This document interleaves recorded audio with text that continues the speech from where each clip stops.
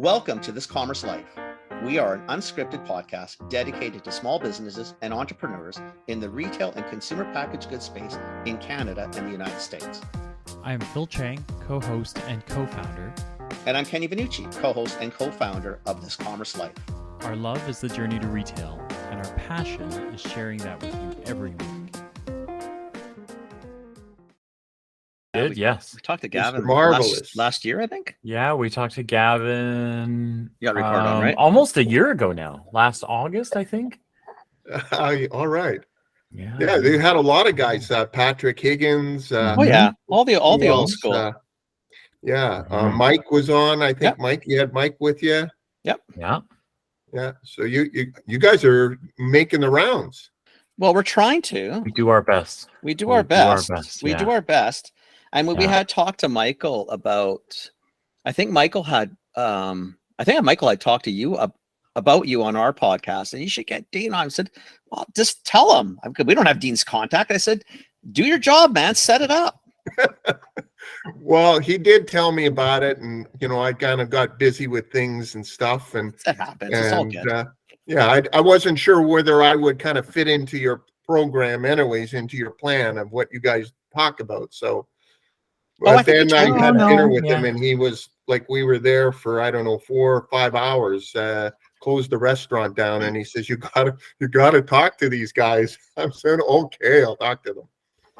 No, Dean, I think you totally We're- fit. I mean, you've been around a long time. You've seen the industry change over the multitude of years that you've been doing this. So, I think it's what we try to do is. I mean, we have a lot of younger people who listen to, a lot of entrepreneurs, a lot of startups, a lot of people are trying to do things. We have a lot of retailers that listen. We have a lot of brands that listen. And then we also have a lot of the old timers, because I've been around a long time. So was Phil. So it's that, right?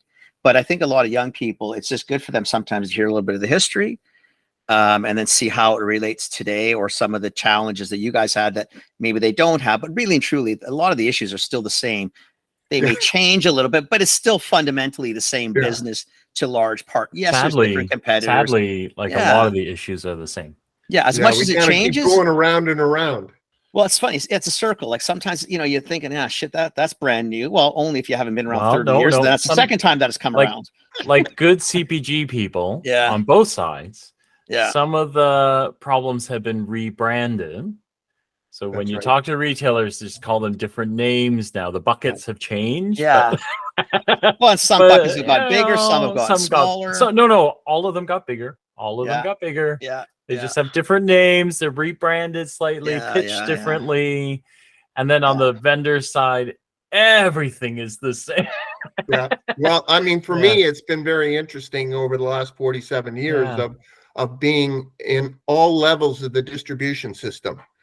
From the growers and the raw material all the way through to, different channels as well, like, the MLM business and the practitioner business, the pharmacy, the pharma business. It's really fascinating. And what's interesting to me all the time is everybody thinks that it's greener on the other side. Oh, those guys are making all the money, or those guys don't have any problems. Yeah. But unless you walk in their shoes, you don't know. And everybody's fearful of everybody else. Yeah. And if we spent less time being fearful and spent more time doing what we're supposed to be doing, we'd be much more successucul. Yeah. Yeah. Can't argue that. I think that's one thing that we have been celebrating a lot is, you think this natural food, natural health product industry, they've probably gotten it closer to what we always wanted, right? Because now this new gen that's out there now is they share a lot. They don't care if possibly so the example I've been giving, right, is Penny and I were at CHFA and there were 2 women founders. We were standing with one, we were celebrating her success. The other one came up, and they're not in competing categories; they're adjacent categories. But it was like we weren't there, right? She just went, "Girl, I'm so proud of you. Your work at Costco," and so both of them are in Costco, and so one figured out the Costco thing, shared it with the other one. and the other one got success, right? So in the old days, this would never be a thing. You would never share. You would go, I got that, right? I landed that account. I would never share that kind of thing. If they figure it out, good for them. We'll share some laughs over the bumps and the bruises you got along the way. These two were openly celebrating. Like the one had nothing to gain from sharing it with the other one, but they do it because they realize like this moves everybody forward. Do you know what I mean? Like, and I think that's like I tell that story a lot because I just think that is wickedly cool, right? So, well, I don't know if Michael shared with you, but the whole Health First that we had created back in the day was the premise of the whole group. The group was about none of us is as smart as all of us. If we get together and share best practices, if we start talking among ourselves.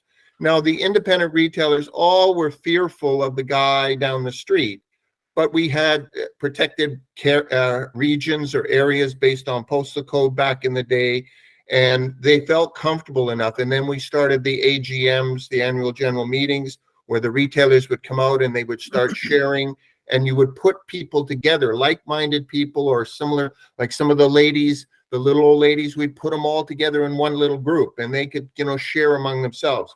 The parents of some of the kids that were going to be taking over the stores, we would put them together. We would have a buddy system where a new member was coming in. We'd look at the profile of the store. We'd put them with similar type of store. So supplement stores with supplement stores, food stores with food stores. But the thing is, everyone seems to want to attack each other. And at the end of the day, we can accomplish things by finding the things that bring us together, not focus on the stuff that divides us. And today we see it more than ever. I mean, it blows me away that people are so focused on finding all of the differences, and then they start attacking each other on it. And the amount of energy you spend and waste. Yeah, you're right. For what? Yeah, exactly. Right? For what? It goes nowhere. Nobody wins. Like I told Phil, because I've been involved in the natural health space a little longer, because even in my days at London Drugs, when I was buying, we were probably the first major retailer in the country to go to the extent we did, bringing in things, whether it was in cosmetics or HABA or food or wherever we decide. Like we really wanted to, because we were a drugstore, and we figured, shit, if you're going to a drugstore, your reason you're in a drugstore typically is you're not feeling good, right? And pharmacy is a good solution, but it can't be your only solution. Like you should marry that with alternatives within the natural space, so that you get the benefits of both sides. There's some stuff that science has to fix, and there's some stuff that Mother Nature's more than happy doing all by herself and does a better job maybe. But trying to marry those two, right? But nobody would. I love this industry because everybody wanted to help, not necessarily us. We were always looked at as the demon children because we were mass. But once they got to know you and they know you weren't trying to beat the shit out of the categories, you wanted to grow this. So the more people knew this, the more they'd shop in your stores, because you guys were the experts. We weren't. We just offered the product. But if you wanted to learn, you had to go to you guys. Kenny, was that if it wouldn't have been for London Drugs, Vita Health never would have existed. I mean, our development and working with you on private label in the early years, and the work that was done there. I don't know if you remember Dean Garrett or it's absolutely worked for Dean for years. McCary, or Glenn DeYoung. I mean, all of them. It was you guys. The guys at London really allowed us to bring more natural products to the rest of the world, because we couldn't have survived if it wouldn't have been just working on the little mom and pop stores all across the country. It's too hard. So I always believe that there is these different classes of trade.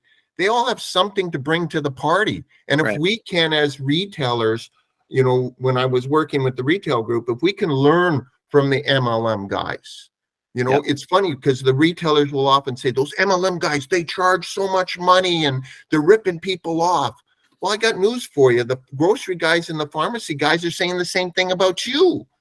The problem is you're living in a silo, a bubble. And you don't realize that there is, your problems are the same. I had a meeting. I was on the Retail Council of Canada with David Bloom. I don't know if that name. I remember David from Shoppers. Right. And so we were on the board together, and I remember having a conversation with him. And at the time, we had just taken over the stores from Booker McConnell out of the UK. And I was running these stores, and I was sitting with him. I was kind of intimidated by him. Okay, here I am with these 34 health food stores, and there's this guy with these pharmacies, like he's the king of the world, this guy. And I started talking to him, and I said, he said to me, "Oh, what kind of stores do you have?" And I told him, and I said, "Well, like, you don't know who we are?" He says, "Sorry, I have no idea who you are." But he says, "That's really interesting. We should do some cross promotion." I said, "What?" I says, "You're stealing my business. You're taking my vitamin." He says, "I have the same problem with those guys at Woco because they're stealing my cosmetic business because I'm building this up and those guys are stealing it away and selling it at lower prices. We should work together." And I was totally blown away by that. I had no idea that, just we have the perception. Perception becomes reality, unfortunately, for a lot of people. Yeah. But there's so many opportunities. Like that group with the Health First group was never intended to be something to beat over the head of suppliers. It was about working together to become better retailers. If we're better retailers, we can let our distributors be better distributors. We can let our manufacturers be better manufacturers. But for some reason, manufacturers want to be distributors. Distributors want to be manufacturers. Retailers want to be wholesalers. It's like, guys, focus on what you do best. And what I love about the MLM guys is they're very focused. Like Herbalife, for example, they'll take 4 products that do, $1 billion. I mean, they have all the other complementary products, but it's all about focus. Right. And I think if the retailers can focus on what they do best, and what they really do is they're not a warehouse. What they are is they have an interaction with the consumer. And I think the key there, the biggest asset they have is not inventory. It's the customers that they serve every day. And, there's things we can learn from the practitioner market. There's things that we can learn from the direct to consumer market, from the e-commerce guys. I mean, we started back, I guess would have been 2000. I can't remember the date, but we started years ago. We had like 300,000 people on a database. And we were building the consumers for the stores. It was funny, guys, because they used to get together at the AGMs and they'd say, "Well, I got this guy from Calgary," and they're in Hamilton. Say, "This guy shopped in my store from Calgary. He signed up for this thing." She said, "I'll trade him. You got one guy there that's, in my region. I'll trade you customers." I'm like, what the hell are you guys doing? But the more you get them together and you start talking, you can find all kinds of synergies. I used to say It's like herding cats, because I'd get, 3 or 4 of the retailers doing one thing, and then 4 of them would disappear. And I'd have to go and grab those guys, bring them back. Meanwhile, 2 have strayed away. Yeah. But it was when you got them together, and if I had 70% of them wanting to do something, we could make it happen. Right. 70% didn't want to do with it, we couldn't do it. Right. But if I had 50-50, I was dead in the water. Yeah. And I was like, sorry, guys, like, until you commit and talk to each other and convince each other to do this, it ain't going to happen. They spent a lot of years, though, Dean, that whole industry. I mean, because remember, I watched it from the outside. They spent way too much time in fear and denial. Fear of Loblaws in London and the Save-Ons coming in, and then denial that the Londons and the Save-Ons and the Loblaws were coming in. You're thinking, fuck, guys, if you guys had just spent more time just manning the fort, you would have done so much better, because the thing that none of us could offer was the expertise that they could offer. We didn't have it, right? Yeah. And we couldn't offer the breadth of natural health supplements, and probably, again, back to, we just didn't have the people to support it. Like, if you kept it pretty basic, or something that had already crossed, there was, like, there was enough information in media or mainstream where you could survive without having to go in and say, "Dean, can you explain this to me?"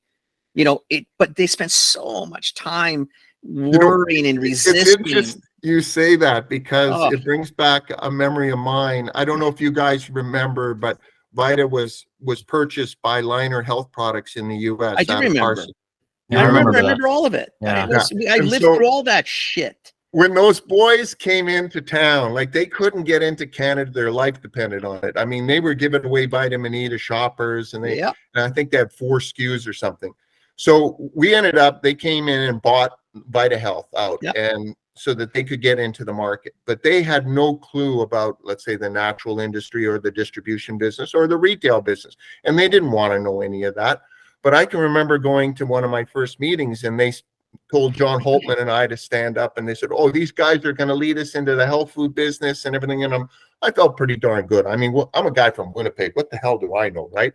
And these guys are patting me on the back. And so they said, we have this idea. We're talking to Walmart, and they want to put a store within a store. And we had already had experience with that with London Health Centers that we had, and Wheat Chief and all of those stores. So that night, I spent the whole night with, I don't know if you knew a guy named Robert Midmer. He was our category captain with Walmart. He was the guy that set up the whole Walmart program for us. And he and I were sharing a room. I spent the whole night in the room working on this plan. And I thought, this is brilliant, because I have all of these little health food stores across Canada, and in these markets where Walmart had bought out the Woco stores and was taking them over. And I said, this is great, guys, because what we'll do is we'll develop this format, because just like you were saying, Kenny, the idea here was Walmart didn't want to have all of the products in the health food store. They wanted the 20%, the 80% of the business, the stuff that was on Oprah at the time. Right, the best of the best.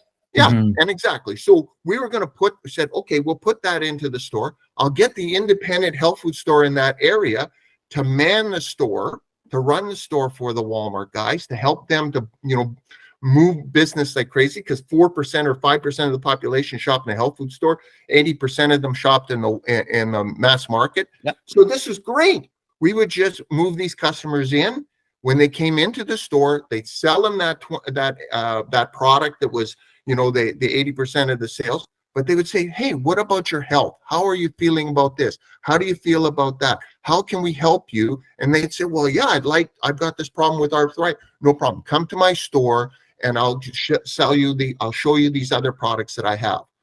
And everybody could win on that. But the guy from Liner at the time, he sat at the meeting with us, John and Robert Mimmer, and he said to me, you don't get it. I said, what do you mean I don't get it? He says, we want to take the business away from the health food stores. And I'm like, are you out of your mind? This no, is like you don't get of business there. You want to steal, and actually took the sugar packets on the table, threw them on the table. And I said, this is the health food store with one packet. Here's all the packets with health the Walmart guys have. Yeah. If you move some of these lower margin customers over here, and where the high margin customers are, we're going to grow that business. At the same time, the overall business is going to grow with Walmart, because they're going to have access to all the top selling items, and you're going to have people in the store who are going to teach them how to use it. And he couldn't get it. I got up from the table and I told John, I said, that's it. 21 years at Vita, it's over. I can't work with these guys. I'm not going to sacrifice these independent health food stores so that you can, get a feather in your cap with the Walmart guys. Because in the long term, that's not really where Walmart wanted to go anyways. It's a huge store. Like, you've got a lot of different categories in there. We're just a small portion of that. But anyways, I mean, that's water under the bridge now, Kenny. Well, they blew that one, buddy. Listen. Because that didn't last too long, that whole arrangement. Remember? Like they lost all the private label. Yeah. They lost ours. Yeah. Like pretty much because they couldn't supply anything. Yeah. And it was a typical thing. We kept saying, you guys, it's a different country, first and foremost. There's not that many of us. Yeah. Like you guys think that remember, our whole population at that time is California. You guys are not understanding this. Yeah. There's 6 or 7 cities in the whole country. That's it. Yeah. And a lot of space in between.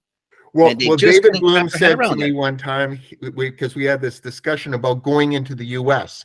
Shoppers was looking to go into the U.S. Dean, hang on one second. We should do an intro, because nobody knows who we're talking to. Nobody knows excited, who you are. guys. But it sounds like I think this next part we should do. But I wanted to just get Penny. Do you want to do a quick intro, and then we'll let you kind of roll with the story, because Dean, how do you say your last name?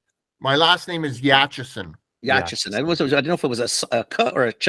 But I've been called worse things. I'm sure we all have. We've been around We long all enough. We've been have. called things. Yes, we There's have. probably things I don't even know what we've been called yet. Yes. Yeah. So as you can tell, if you've been listening, and probably trying to figure out who the hell this is, Dean's been in the industry for a long time. So as you can tell, Dean was with Vita Health, and Vita Health used to be a manufacturer supplier of, we'll call them nutraceuticals across the country. So your vitamins and supplements in the old days, they went into OTC. And then I think Vita Health was not part of the Vita Health stores. That was two different entities. We were originally, Mr. Sire, who was the founder of it back in the 1930s, 40s. He started the whole Vita Health stores.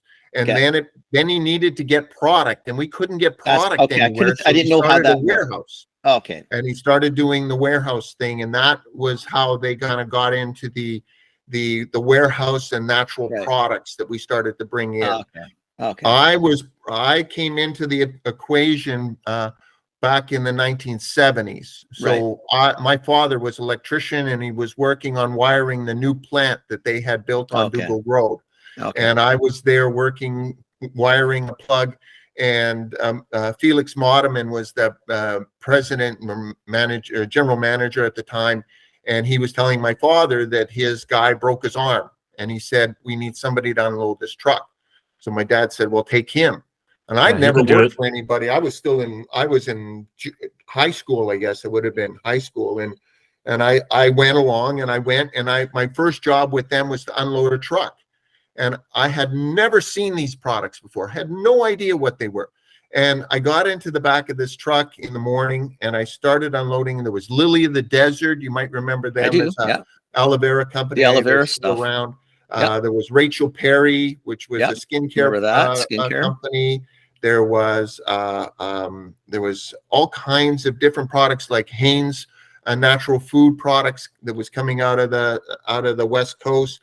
Celestial Seasonings. There were all of these different types of products, and we didn't have a power jack in those days. I had to do everything. You had to do everything by hand, and this would have been in July, and this was really hot in there. And I started working, and John Holman came in at coffee time. He says, "Yachison, you got to take a coffee break."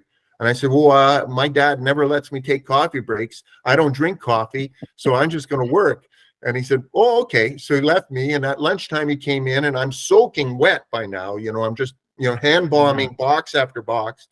And he said to me, "You got to take lunch." And I said, "Oh, I'm not done yet. I can't go for lunch until I'm finished." He says, "No, you got it." I said, "No, I got to get this done." So he said, "Okay." In the afternoon, he came in, and he said, "You got to have some water, otherwise you're going to die in here, and I can't be responsible for that." So I ended up working with them, and it was a fun thing I did through school, and then all through university. I worked in granulating and tableting, and I worked in labeling and packaging. I even worked in the lab, and I got to see the products and experience shipping and receiving and all of the operational issues. And the company grew and grew to the point that I graduated from university, and I started teaching, and my first year teaching, and I decided that I would go to Europe and travel Europe. And when I came back to Winnipeg, they had a position open, or they wanted me to come and work with them as well, to redesign the warehouse, which, Kenny, you would remember the warehouse that we had that was on Bagan. It was a big, I can't remember how many square feet, but it was huge for Vita. And so we started up there, and and we kind of grew from there. Okay. But I've been to the one, Dean. I went to it, I think, and I'm going to guess, I think I did a tour, because we did Jameson and a few others. We stopped in Winnipeg in probably 2010, 2008. So where would they have been then? And it was already into the liner day, like that whole shit show had already happened. And that would have been later on. I mean, this is way back would have been the 1980s, I guess. That would win. Hey, buddy, that's way before my time, eh? Yeah. And I then became, I went to Europe, I came back, I didn't get a teaching job. So John and Lauren Sire, you might remember him, they said to me, "Well, why don't you come and be a sales rep for us?" And I said, "Well, I don't know nothing about sales." They said, "No problem. Here's a car. You go to Saskatchewan. which at the time, I think they were doing about 100,000 a year out of Saskatchewan. It was really nothing there yet. And I walked into Saskatchewan and I started to meet people. Mr. Brady, I don't know if you knew him. He was with White Cross Drugs, which eventually they ended up selling out to Shoppers. Right. And then I was with the Pinder Boys, got to meet them. And then I worked with United Pharmacists, which was really interesting. And I used to travel around all of the stores, and I used to take orders, and then I'd go to the warehouses and I'd count inventory, and then I'd write orders, and I'd go see all the health food stores and all the grocery stores, and Loblaws at the time, which we were just putting in health food sections in Loblaws.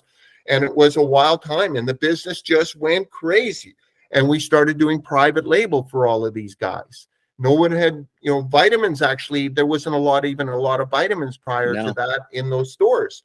So we started putting vitamins in. We started, developing that private label, and it just was like a rocket. It took off.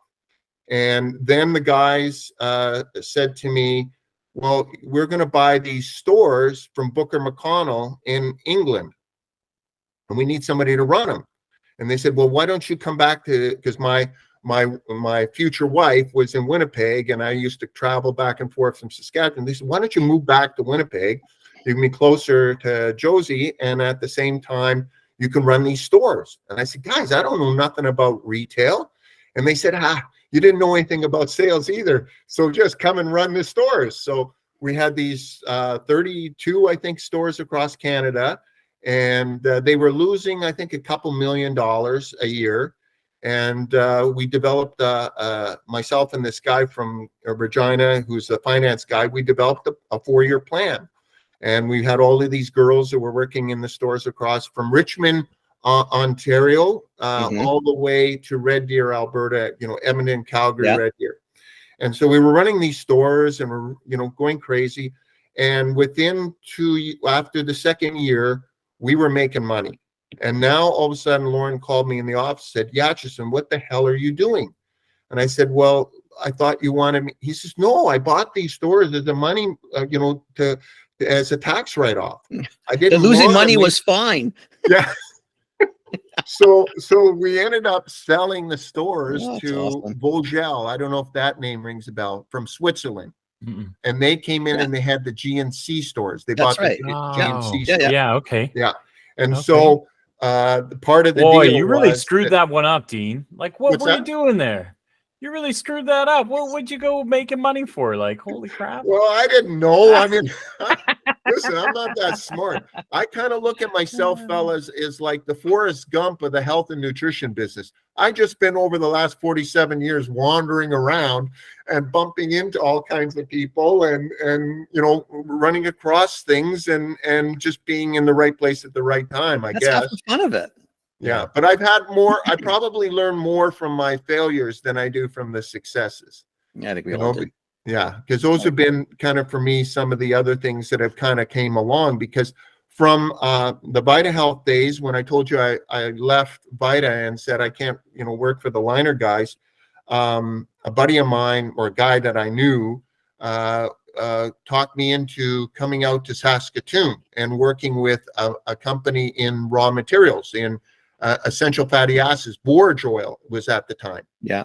And I remember saying, oh, wow, I get to see the raw material guy, because these are the guys making all the money. And I remember they were on the University of Saskatoon campus, and they had one customer, which was the father of the owner, one of the owners of Biooriginal. And I went in and I said, show me the numbers. And they brought out the numbers, and I'm looking at the numbers and I'm saying, you got to be kidding me. Is this it? This is the margin you guys are making? You got it. This is nuts. And I mean, you're at the raw material side. So you're, price per kilo. There's no real added value here. All tonnage. It's just moving of raw. I was a real shock, because I really thought it was, because I had done manufacturing, distribution, retail. I'd seen all of that. I'd not seen the raw material side. Right. And so I was really blown away by that. But within 7 years, we took that little company from, I think it was around 11 million when I got there, to about, I think it was 98 or 89 million. And it was a heck of a ride because we started riding the omega-3 business. Right. You know, that was a thing that at the time I used to sell with Dale Alexander. I don't know if that name rings a bell to you. We used to call him the Cod Father. And I used to drive him around in Winnipeg from store to store and into Peter Warren, a talk show guy. Yeah. And he would talk about cod liver oil and the value of cod liver oil. Didn't know anything about EPA, DHA, didn't know nothing about omega-3s. But we were the biggest distributor in Canada for cod liver oil at the time with VitaHealth. And so I just fell into this EFA, essential fatty acid category. And then omega-3s just took off, and I rode that rocket. And I remember Joe Vidal, who was the president of BioOriginal, called me in one day. And he says, you know, we made this category. And I said, whoa, hold everything here. Like, you don't realize we're just riding the wave, okay? We just waited for the right wave. You got on it. You're riding it. You don't own this. This does not belong to you.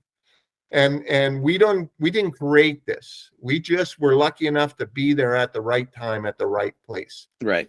And I can remember Rick Kulo, who was the president, also saying to me, we want to have a brand. And I said, what do you mean you want to have a brand? Well, we want to have a brand. Everybody wants to own a brand. Everyone wants to be, you know, this is the ultimate, you know, the mountain. And I said, do you really want to go there? I mean, we could add value to the product by start manufacturing and bottling and doing things for customers and being a solution provider, which was what we did. And it was pretty successful. One of my favorite stories, and I should tell you because I always love telling this story, is I was trying to sell to Herbalife. You know these guys, you've heard of them. And I was trying to sell them really bad. I was a young kid. I was green. I was working for BioOriginal, and I got a number and I called it every single day on my cell phone. It was on my speed dial, and never ever got a call back. And I was at a trade show. No, it was at a conference, I guess it was. And an old buddy of mine, Steve Witherly, who I work with at Liner, was there, and we started chatting. And I said, so what are you doing now, Steve? He says, oh, I'm in charge of R&D for Herbalife. I said, hallelujah, I've been waiting to see you. He says, where have you been all my life? I said, well, I've been calling this number. He said, what number? I opened my phone, my flip phone at the time, and I showed him the number, and he started laughing. He says, Yachison, that goes nowhere. We just give that to guys because that's a go away number. Yeah, we don't need that. But he said to me, I'll tell you what I'm going to do. I'll set up a breakfast tomorrow with the guy in charge of procurement. And I said, great. In the morning, I went there. I saw this guy sitting there with his arms crossed. He has no interest in talking to me. He says, Yachison, I have no interest in having a discussion with you. I'm told I have to have breakfast with you, and that's it. So I said, fine. So I sat down and I started talking to him. And I'm trying to make conversation, Phil, right? I'm looking at him and I said, so Arami, that's an interesting name. Are you from like South America? He said, no, I'm from Israel. I said, oh, wow. I said, 25 years ago, I was in Israel. Yeah, like big deal. And I said to him, but I when I was in Israel, I worked on this kibbutz. And he says, well, which one? I said, Mishma Hasharon. He said, what did you do there? And I rattled off all these things. And one of the things I did was I took meals to the seniors. And he said, do you remember anybody? I said, well, there was one gentleman, he did woodworking and he played the organ. And I remember him. And he says, do you remember his name? I said, I don't remember. But you know what? He gave me a little wooden figurine. And I still had it after all of these years in my office. Yeah. So he said to me, and I said, I think his name is on the bottom. He says, did it start with a Z? And I said, no.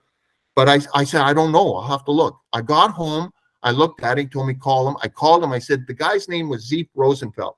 He said, Yachison, that was my grandfather.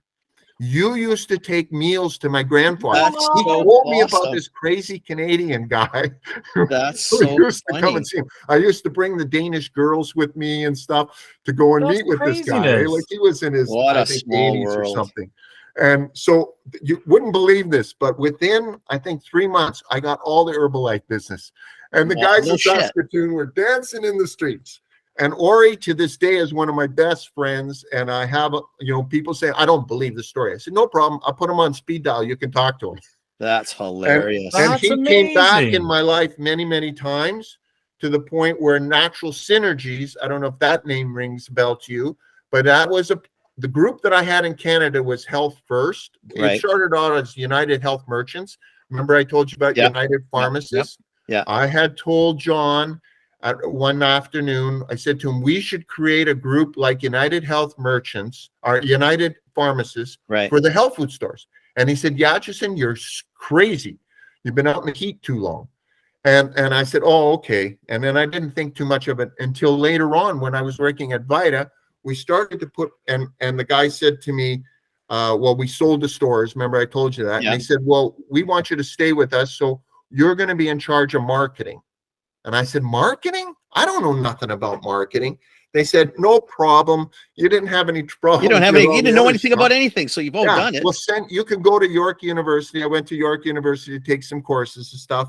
And you can develop the marketing program for the company, look after the health food division, and build that thing at the same time. So I started to develop a private label program for the independent health food stores. And then I started to develop a flyer program like the Tree of Life program in the US. Right. And I started to use the wholesale division because at the time, Lawrence Sire, when I was launching a new product, he would say, okay, you can have $1,000. I said, well, what the hell am I going to do with $1,000? He said, well, if you don't want it, I'll take it back. I said, no, but I need, if I want to market. Just calm down a minute. I'll take that. How much more is there, right? Like, yeah. So what I started to do was I started to use the wholesale division to help me to market the product. So we did a lot of cross promotions. We started to do a flyer program. Mm-hmm. We started to do the private label. We started to bring the retailers together to find out how we can do things better. We started to report on the wholesale division in terms of order fill rates. We introduced Telzon. I don't know if that rings a bell to you. It was a Telzon unit for ordering. Yeah. So we started to implement a lot of these things with the independent health food stores. So I had about 30 stores in the private label program. No, I think about 12 or so stores in the private label program, 30 or 40 stores in the flyer program. And that was the very beginning of the United Health Merchants. That's which how morphs into health. Is that morphs into health first network? Into HFN? That was the beginning. That was the very beginning of it. So when did Health First Network start then? So give me, like, what's the year that you finally came together as that group? Because that group I understand. Yeah. Like I know that group. And I think they must have about 150 stores now, 140 stores. I think they have about 140 stores. Something like that, right? Yeah. I know when I left, we had 100 stores. And that would have been, what, almost 15, 20 years ago? Okay. Yeah, but when we started, actually, it started with the 7 stores in Winnipeg. There was a guy by the name of Bob Headley out of Brandon. Yeah. There was Gay Kelly out of Thunder Bay and Morris Scriven out of Red Deer, Alberta. Okay. And it was just those 3 stores plus the 7 stores. And we started to do the first flyers and things together. And that was, but it wasn't the logic wasn't a buying group. I mean, there was some warehouse because there's still some warehousing now, but it wasn't really a buying group. It was more of I always do it this way. I go to the drug side, sort of what PharmaSave was. Yeah, it was sort of a collective of stores that listen. We can leverage a few things when we're talking to vendors or suppliers. You know what? We have 50 stores that now can participate in a flyer as opposed to 50 one-offs. Right. Like it was that sort of we had the wholesale division at Vita. Right. So we were using that as, a part of the tool to it. So we could go direct the store, or for better buys, you would put it into the warehouse and then distribute to the stores. Not generally. Generally, we would have it go directly to the stores. Still DSD. We didn't. I mentioned to you earlier, I don't believe that the retailers should be, in the distribution business. They need to be in the retail business and focus on retail. Yeah. Mm-hmm. And so we said, well, let the wholesale guys do it, because the wholesale guys have warehouses, like we dealt with different distributors like Christmas Natural Foods and Life Source, I think at the time, and a few of those kind of guys. Right. But we kind of grew it from that premise of working together, learning from each other. And you mentioned PharmaSave. What's really interesting is Jim Boylan. I don't know if that name rings a bell. Yeah, I do. But Jim had a health food store in Medicine Hat, I think it was. And he joined our group. And he was really instrumental. He couldn't believe the stuff we were doing for the health food stores. Because he said, you know, he was on the board with the pharmacy, and he was like, I'm paying huge amounts of money and I'm not getting half the services you're giving me in this group that we had created. So he and 4 other stores initiated with the members, because at an AGM, they stood up and they said, because they were paying $100 a month to be part of this group, right? He said, forget that, we're going to pay $200 a month. And I said, whoa, hold it. I don't need 200. I'm okay where I am. But they said, we want more programs. We want you to do more things. And we started to develop some I think, very innovative concepts. And it was actually John Holtman, because I left Vita, if you remember, and I went to Buy Original, and him and George Chow came to me, and they at Vancouver Trade Show, and they said, Dean, you got to come back, because the group is falling apart. We're splintering. We're at each other's throats. The big stores are after the little stores. The little stores are after the big ones. The regional things are going on. We can't keep this group together. And so I went to Buy Original and said, I'll work part-time for you guys, and I'm going to work part-time for the health food retailers. So Joe Vidal was like, oh, what do you mean? You're going to cut my costs in half, but I'm going to lose all these sales. Well, that 1 year, we increased the sales 20% at Buy Original, and we reduced the cost by 50%. He wanted all the other sales reps to do the same thing. Said, no, it doesn't work that way. It doesn't work that way, my friend. But we that first year that I came back, we expanded the group from about 50 stores to 100 stores. And we increased the sales quite substantially. But we developed programs with the vendors which were really interesting. For example, we take the poorest store, let's say for Renewed Life or something like that, and they were doing very poorly. And we take the best store and we would sit them in a room. We had a one-on-one thing we called. So we would have that poor store talking to the best store, and the best store would say, well, why aren't you selling more? And they said, well, I don't know anything about the product. And they said, well, what about the training? And then the guy said, well, I don't know anything about any training. So then they turn to the vendor and say, well, where's the training? And they said, well, he doesn't sell anything, so he doesn't get any training. Well, how do you expect him to grow the business? So we started to do these kinds of activities, and all of a sudden, these weren't things that required discounts, or these were just people working together and interacting with each other. And the best stores at the AGM, we would have the top 10 stores for each category. And we created category captains, and we said to each vendor, this is your category. And I remember Dean Park saying to me afterwards, he said, Yachison, that was the best thing you ever did, because I was always looking over my shoulder and say, I need to do green products and I need to do these because they're successful. But this is your category. Be better in your category. Right. And work with the retailers to increase the sales in that category. Don't worry about, like, we had secondary vendors for each one of the you'd have a primary vendor who was going to be for the category.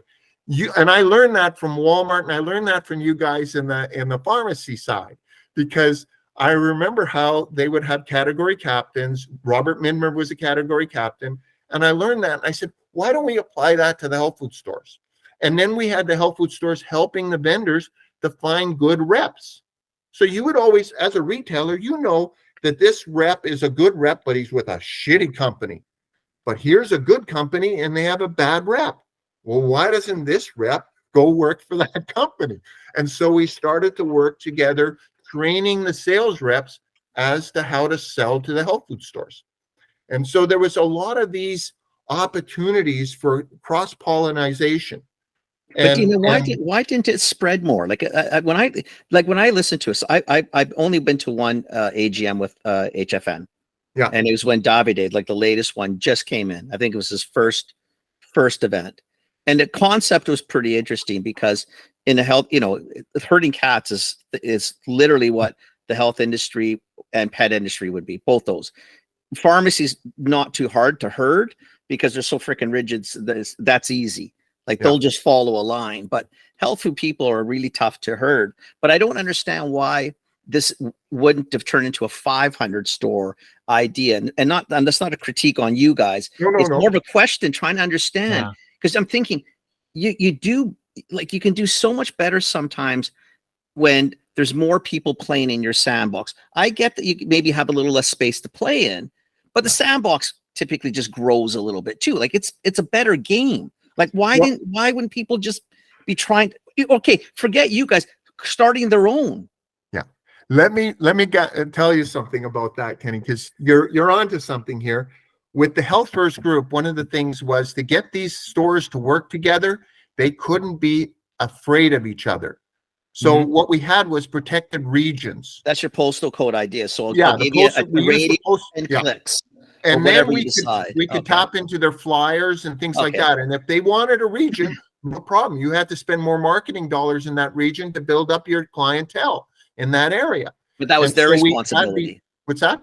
That was their responsibility. Yeah, as that's their part of the responsibility. So maybe I pay $100 because it's not as big a region. Maybe Phil pays $200 because it's no, they whatever. all paid $100 at the time. Same. Okay. Yeah, and then what ends up happening is so there was this thing about these protected regions. So that did lock out certain retailers, and some retailers came in because they wanted to have those protected regions. Okay, makes sense. So that until they built up confidence that they could, that their competition wasn't the other health food store. Their competition was, the rest of the world out there. Right. But what's interesting is after the second year with Health First, I was recruited by a group in the US there was a group called True Value down there. I don't know if you're familiar with them. They're hardware guys. Oh, I knew True Value hardware. Okay. And so what happened was there was a group of them from Colombia and from South America who, remember I told you about Ori, the guy from Herbalife? Yeah. He called me one day and said, Yachison, you need to go to the airport. I said, what the hell for? He said, there's a ticket. In those days, we had tickets. Yeah, I remember that too. He says, go to the airport. There's a ticket waiting for you. I go, what the hell? It's like a spy movie. Airport. I get a ticket. I fly down to Florida. I get to Florida, and there's 3 guys waiting for me at the airport. This is like a spy movie. This sounds like a drug deal. And I get off the plane. Don't ask any questions. Get on the plane and go. One guy's named Moses. The other one's Abraham. The other one was Michael. And they had a distribution business that they were tied in with True Value in the US. But they wanted to take the concept I had in Canada, thanks to Ori. Ori told them about what I was doing. They said, we want to take this concept and we want to put it in South America. And I said, well, I told them all about Health First. All the things we're doing. They were very excited. And they said, we want you to come and work for us. We'll pay you double what the Canadians are paying. You come. I said, I don't speak Spanish or Portuguese, and I can't. No problem. We'll do that. And I said, forget it. I said, I'll help you guys, but I'm not doing that. So about, I don't know how long later, maybe 6 months later, I get another call and they say, you got to come to Florida again. I'm like, what the hell? And so I went down to Florida. I get there. They take me. They put me in this 3,000 square foot apartment on the 27th floor overlooking the ocean. And I joined them for dinner. And they say to me, Yachison, how do you like the place? I says, it's nice. So how would you like to have it? I said, what do you mean have it? I could never afford anything. They said, we'll give it to you.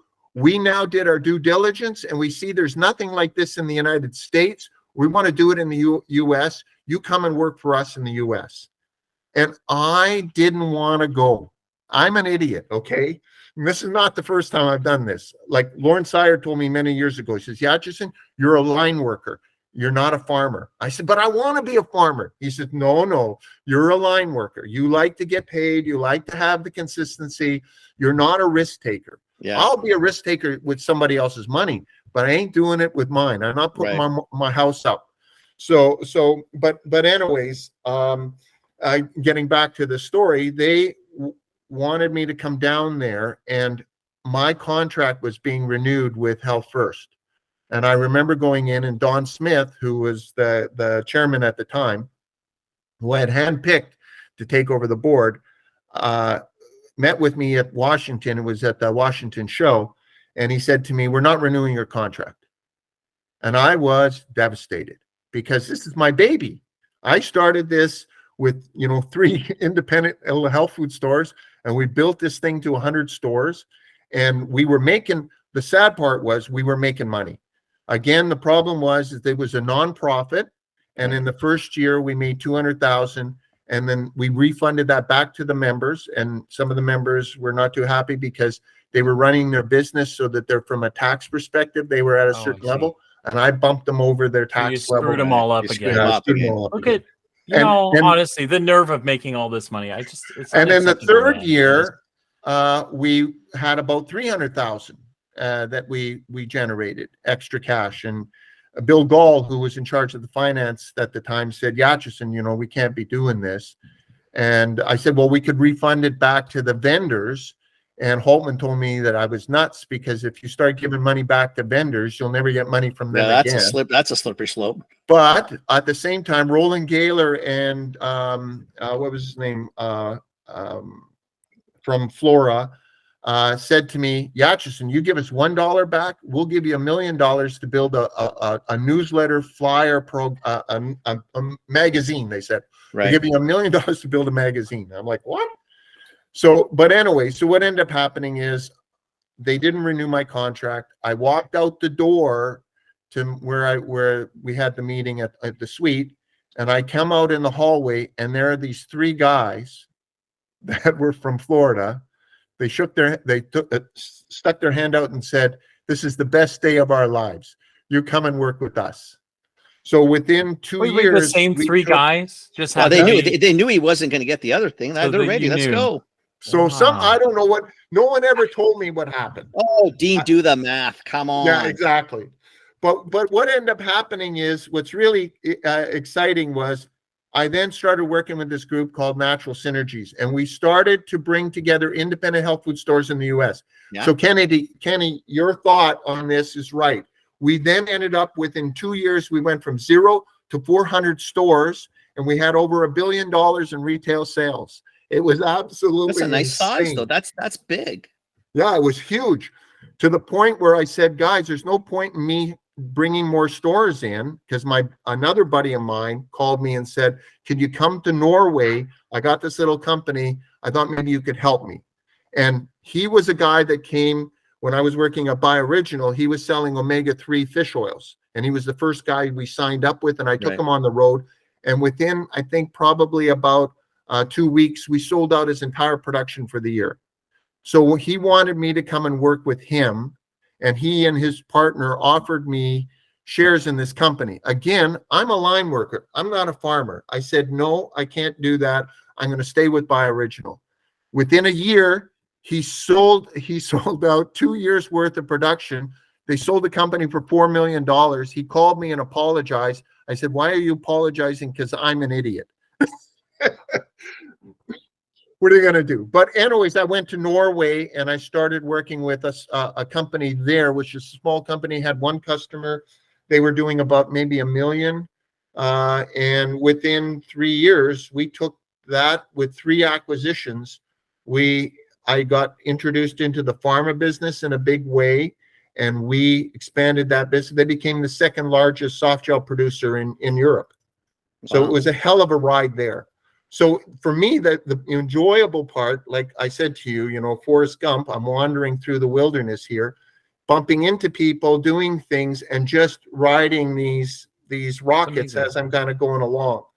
But what's interesting for me is then I came back, and because my wife and family didn't want to move to Europe, and the guys from BASF hooked up with me, and they had a little company. They bought a company that was making omega-3s, and they said, would you help us with that? So I went to work there, and within the 3 years, we went from being just one customer to being the second largest omega-3 producer in the world. And it was crazy. We bought Pronova, which was the large Lavazza. I don't know if that means anything to you guys, but that was the #1 omega-3 pharmaceutical with, what was it called? I can't remember now. But so it was a hell of a ride there as well. I mean, but I learned the big guys don't have all the answers, fellas. I learned that very quickly. They made some ugly mistakes. They have more fancy words more than anything else. Yeah. Probably a little more deeper fancy words, nicer graphs. Yeah. things like that. But they don't Maybe always deeper have the answer. pockets, but not necessarily Yeah, the yeah. ability to do it. Yeah. So, Dean, because we're going to run out of time. Sure. So, Yeah. what are you doing today? Like, if Yeah. people want to tap, like, or I'm assuming you're a very easy person to talk to. So, I'm assuming that people wanted to reach out or chit chat or learn. If you want to work with I'm Dean, sure you you'd be need to there. buy him a place in Florida. That's what I heard. I heard That's what I heard. 3,000 square That's what I feet, heard. 27th floor. Yeah. Nice place in Florida. Water You say view. that, Kenny, because another friend of mine in Finland has contacted me, and I'm right now doing some mentoring for his salespeople, Awesome. and I'm helping him to try and develop his business for North America. So it's Awesome. another one of those kind of things. I'm technically retired. I No, you're retired not. in That's okay. 2019. Sure, whatever. That's just words. that means shit. Whatever. You don't. And, Sure. I've whatever. only known. I've known you. We've for known you 50 51 minutes. Like, whatever. and there's no restful bones in there anywhere. I So don't see. I can see it as That's horseshit. So I'm doing some work with him right now, and I'm trying to do some training with the girls. Yeah. Introducing them to sales, how to sell to the buyers, how to work with companies, those kinds of things. And I know he would like me to do some other stuff on raw materials as well, that he's got some Arctic berries and different things along those lines. So yeah, I kind of do that, but I'm really just kind of put people in touch with other people, because I do know a lot of people in the industry over the years. Yeah. And so, people will call me. At a buddy of mine that called me up and said, where do I get the Concordix? Because a number of years ago, I don't know if you guys are familiar with Concordix, but it's a cross between a gummy and a soft gel. Okay. So it has the payload of a soft gel, but in a gummy format. Okay. It's a very interesting technology that I brought over with me, and we actually launched it with a number of companies. But the thing I always say to people when they're starting business and stuff is, you like to dream big, but be careful what you wish for. Because I've been in so many times now, even with BASF, where we go out and we sell all of this and then they can't supply. Right. And that's a very painful experience to be in. Some people say, "Oh, what a great problem to have." Now, if you're in sales, you know that is the worst thing to happen. Yeah, it is. It's the worst thing. Selling out is fine. Selling out and I can't get more is catastrophic. Yeah, it's only great for like the first moment. You're like, "Yay!" And then we're and then it sucks, screwed, right? Now we're so screwed. Like, yeah. But that brings me to one of the things that I'm a big believer in, because I did take from 2019 through the pandemic to kind of be a spectator rather than being a participant. Right. And I've kind of come to the realization that the world is no longer about the macro world. No. Thinking about going out, getting everybody and going after everyone. It really is a micro game now. It's about one consumer at a time, developing relationships, working with those consumers, providing solutions, finding ways to help them, and then letting those, especially with the internet. I always love those guys in the multi-level marketing and the direct selling association. It's like, if JC can start off with 12 guys and after all of this time have the Roman Catholic Church, man, with the internet and every the capabilities we have today, guys, you don't need to go out and get everybody. What you need to do is identify, stay close to the consumer, become partners with that consumer, interact with that consumer, let them be your R&D department, let them be your sales force, and stay close to it. Because when you really think about it, both of you guys have been in this business a long time. Think about how archaic our distribution system is. When you think about it, as a raw material supplier, I'm building raw material. And I'm like, well, what's the forecast? I have no idea. This guy, tell me how much the distributor that you need. And then I sell it to him. He takes it into a warehouse. He then goes out and he goes to the manufacturers and he tries and sells them. Right. Okay, they bring stuff in, they manufacture it. Then they got to sell it to a distributor, who then the distributor's got to sell it to a retailer or to a direct-to-consumer person. And then on the hope that maybe somebody's going to walk and buy it. Yeah. And really, when you think about it, Whereas being direct to the consumer, Yep. like I used to like Walmart when we first started doing business at Vita, because they used to give us daily reports. They could tell you what bottle By came hour. off the shelf. Yeah. and At what time? Yeah. Yeah, By exactly. What hour, store? I I love know that. that. Yeah, Yeah. And they but can that's tell you, and they can tell you like what sells with that item, right? Which is Yep. amazing. You think, holy crap! I used And to get where? thrown out of stores Yeah. trying to figure that stuff out, right? And then And Walmart I- just go, "I'll run you a report. It's all good," right? Like, I can remember in the old days, we had with Felix Modeman, who was a computer guy. He had a computer system that would blow everybody out of the water. I used to be able to do detailed reports on wholesale of every single SKU, and for each region, how many stores bought it, how much was sold, and then I could bring that together into focus. And I'd go to the US shows, and I had two guys, Darren Wright and Ian Batt, that would go with me. We were pack mules. We had, remember those computer Yep. printouts that we'd have a whole stock, and we'd give these reports to the vendors and say, this is what we're doing. We need to put more energy in this market, less energy there. We need to do more here to increase distribution, get more stores. Over here, we need to do more loading. We could come up with plans for those. And guys like Jeffrey Light from Yachison Natural Cosmetics, I still see him every once in a while when I saw him at the show last. And he said, nobody in the US gave that information to United Natural Foods, never, Tree of Life, never, none of those which guys. is too bad, because how else do you grow this game if you don't share some stuff? Yeah, you gotta pass on the information. You gotta work Exactly. together on that. So But- listen, young man, we're going to run out of Sorry. time because we have another podcast to record. No problem. You were a treat to talk to. Your Yeah. energy is ridiculous. yeah, Are you going to be at CHFA in Toronto?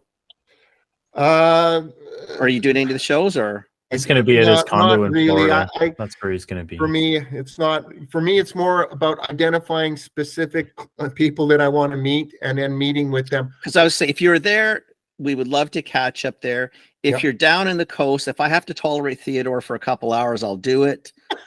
It's a We sacrifice I'm don't going to want make. Theodore and I in a room together. I know the thought of it is kind of making me a little worried, but if I have Yeah. to take the bullet, I'll take the bullet. Yeah.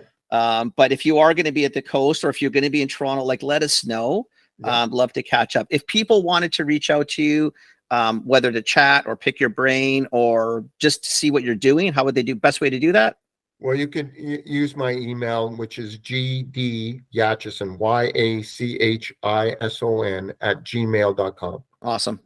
Yeah. Awesome. Dean, that was awesome. Thanks, Thank Dean. you. And Thank you. anytime you guys want to talk or whatever, I'm always around. So I love No, to that's talk to wonderful. people. Yeah. No, it's you I would gotta- love. I'll Yeah. send you anytime I'm out there. I'll ping, because maybe I would Yeah. love to grab a dinner with you or something. Yeah. I'll take you to the That would best be- Italian meal you've ever had. My wife's Italian. She makes you'll love it. I love it. Yeah. Thank you Sounds so good, buddy much. boy. Thanks, Okay, Dean. thanks a lot, Dean, guys. thank you very much. I really appreciate Thank you you. coming on. Take care. Take Have care. a nice Okay, afternoon. take care. Bye, Dean. He is. Oh, you would have gone for 4 hours. He That's is awesome. amazing, Oh and my God, I the energy. really love that. And I didn't say very much because it was just nice to You track don't have him and to. listen It to just- him. yeah, I just and the love it. energy and the No, that's pretty cool. Yeah. That's that pretty was cool. Okay, listen, young man. Okay, We got to go right to That's the it. thank yous for listening, everybody, but we got to Thank you. record another one.